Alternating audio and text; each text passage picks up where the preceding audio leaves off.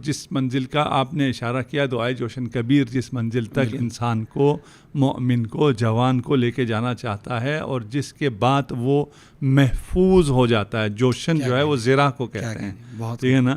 وہ ایک ایسی زرہ پہن لیتا ہے کہ اس کے بعد جو ہم کہہ رہے ہیں کہ انسان آلودہ ہو جاتا ہے، آلودگی سے وہ دور ہو جاتا ہے. کیا کہیں، اور وہ صرف اور صرف تقرب اللہ کے ذریعے ہو سکتا ہے. یہ جوشن، یہ زرہ جس سے وہ محفوظ ہو جائے آتش جہنم سے بھی، تمام برائیوں سے بھی، تمام رذائل سے بھی، اور وہ پرواز کے لائق ہو جائے اور پرواز کرتا ہی چلا جائے. وہ صرف اور صرف یعنی تعلیمات محمد و آل محمد کے ذریعے ممکن ہے. بہت خوب. کیا کہیں، یہاں تک آپ آ سکتے ہیں خود سے کہ خدا ہے، جو ہم نے پہلے کہا تھا کہ خود سے سفر کرو، کسی کی ضرورت نہیں ہے. یہ سب آپ کے انٹرنل موجود ہے، اور وہیں سے آپ کو یہ نکل کے ساری معرفت ملے گی. وہ یہاں تک ملے گی کہ خدا ہے. ٹھیک ہے نا. اب جو یہ خدا ہے اس کو تلاش کرنا آپ کا کام ہے. بالکل صحیح. ہم مسلمانوں کے لیے تو بہت آسان ہے. صحیح. جو خدا ملا کا تعارف ہے ہمیں الحمدللہ. البتہ یہ میں عرض کر دوں کہ تمام مسلمانوں کو صحیح خدا کا تعارف نہیں کرایا جاتا ہے. ابھی ہم ان ابحاث میں نہیں جائیں گے. بالکل صحیح. ٹھیک ہے نا. کہیں بھی اگر آپ جس بھی مسلک میں ہیں، فرقے میں ہیں، فلان ہیں، آپ کو خدا کا ایسا تعارف سننے کو ملتا ہے جو آپ کے دل کو نہیں باتا ہے، تو سمجھ لیں یہ خدا کا تعارف نہیں ہے. اس میں کوئی کہیں کوئی کھوٹ ہے.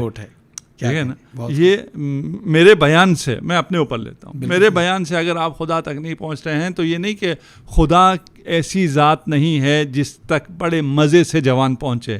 بالکل. یہ میرے بیان میں کوتاہی ہے جس کی وجہ سے وہ لطف آپ کو نہیں آ رہا ہے کہ آپ کے چھوڑو سب چیزوں کو. بالکل صحیح. اصل مزہ، اصل لذت تو ادھر ہے. بالکل صحیح. اس اصل لذت کو چھوڑ کے کہاں ہم لگے ہوئے تھے. کیا کہیں، یہ میرے بیان کی کوتاہی سے ہو سکتا ہے.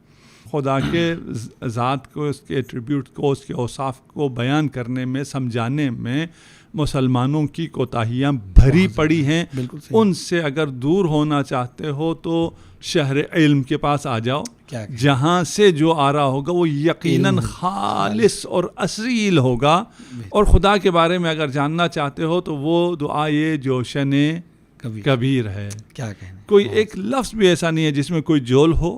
کوئی ایک لفظ اور ایک کلمہ ایسا نہیں ہے جو آپ کو عشق کے منازل طے نہ کراتا ہو. آپ کی منزل پر ہے کہ آپ کہاں ہیں، اور آپ جس بھی منزل پر ہیں اس سے آپ کو اگلی منزل، اس سے اگلی منزل، اور ہر بار نئی منزل اور خدا کی نئی معرفت اور خدا کا نیا عشق دلانے کا یہ سمندر جوشن کبیر ہے.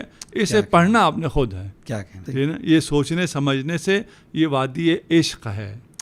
اس وادی عشق میں عشق کی داستان سننے سے کوئی عاشق نہیں ہوتا ہے. بہت.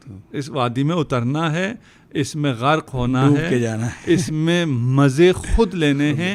جب اس وادی میں اترنے کا عشق کا مزہ آتا ہے تو پھر اس کے سارے چیلنجز کو برداشت کرتا ہے.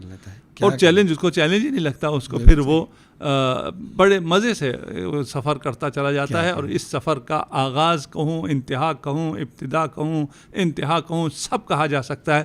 وہ کلام معصومین ہے، اور اس میں سے معرفت خدا کے لیے جوشن کبیر ہے. شبہ قدر میں پڑھی جاتی ہے. صرف شبہ قدر میں پڑھو گے سمجھ میں نہیں آئے گا. ابھی سے پڑھنا شروع کرو. ابھی سے روزانہ 10 ناموں کا فریز ہے دعا جوشن کبیر میں. روزانہ 1-10 نام پڑھو، اور اس کے ذریعے جو دعا کی گئی ہے، امام نے جو دعا تمہیں سکھائی ہے، ان دعاؤں کا ذکر کرو. ان اسامی کے بارے میں، ان اسماء حسنہ کے بارے میں تھوڑا سا سوچنا شروع کریں. بہت